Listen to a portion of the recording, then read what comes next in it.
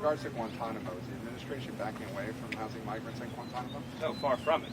The Guantanamo Bay is a pillar of this administration's plan to deal with and remove high-threat criminal aliens, as well as to increase and expand our overall detention capacity.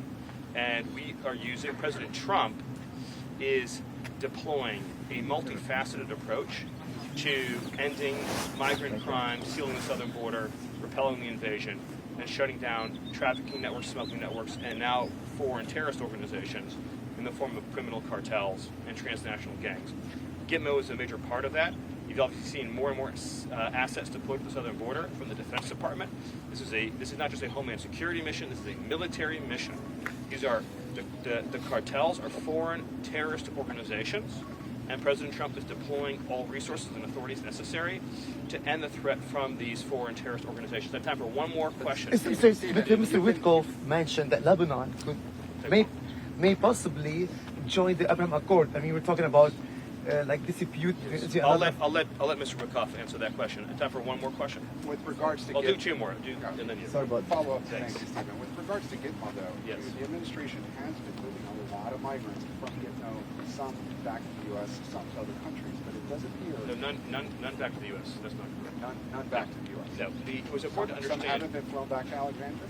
No, it was important to understand about Gitmo is that this is an immigration detention facility. So the objective is to get high-threat criminal aliens out of the United States, not only them, but this is a major part of it, put them into a facility that is safe and secure for some of the most dangerous organizations and entities on the planet, and then find an ultimate and final destination for those aliens. So we're talking about, I don't want to get into any operational details, but you're talking about individuals. I'm not exaggerating when I say this. If they were this close as we are right now, and they had the ability to grab a sharp object, they would kill the person that far away in half a second. That is how dangerous they are. If they are not in a state of constant control, physical control and monitoring, I mean, you give a pair of eyeglasses, they would break off a piece of the eyeglass and they would stab someone right through the neck. I mean, that's how dangerous these individuals are. And they're here in our community, so we're getting into a secure facility. Gitmo's also set up by Congress to handle migrant processing in a more general way, too, and we're working on building out that capacity. Well, the emphasis right now is on these very high-threat criminal aliens. I just want to underscore that President Trump, he's made the designation, Tren de Aragua, MS-13, 6 criminal cartels in Mexico are now all designated as foreign terrorist organizations. And so that means that we are going to conduct military and law enforcement cooperative security operations like Gitmo to remove that threat from our communities. One more question. I was going to ask if you have any preview on the crypto summit on Friday. No, I have no preview on that right now, so I'll take one more question. Tomorrow night, Elon Musk, is he going to be a guest of the president for the big address? I'm not going to break any news or any surprises, so I'll take one more question that I can't answer. Yes. Vice President Vance is going to the border on Wednesday after tomorrow night's address. Will President Trump be making any trips after the address?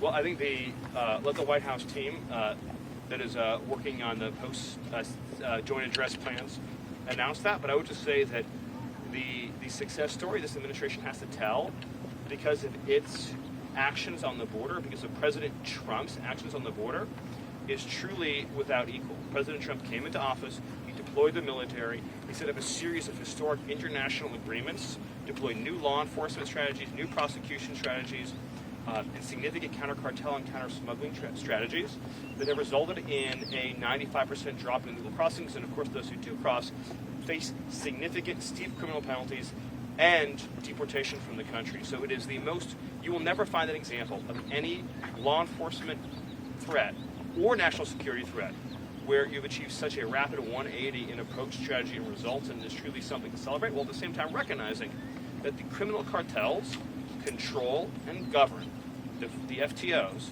the territory in Mexico, and represent a continued, sustained, and dire threat to the United States. And the American government, under President Trump's leadership, will continue to explore all options necessary to deal with that dire threat. Thank you all. Thanks, guys. Have a good one, all right? The first point at first, for the president of Saudi Arabia. Stephen, just to follow up on a question I asked. It's not correct. Guys, we gotta- 48 was flown to Alexandria. I'm just trying to clarify that. From Gitmo to Alexandria, Louisiana, 48 was flown back. That's not correct. My understanding is that it's not. the What's that? the bell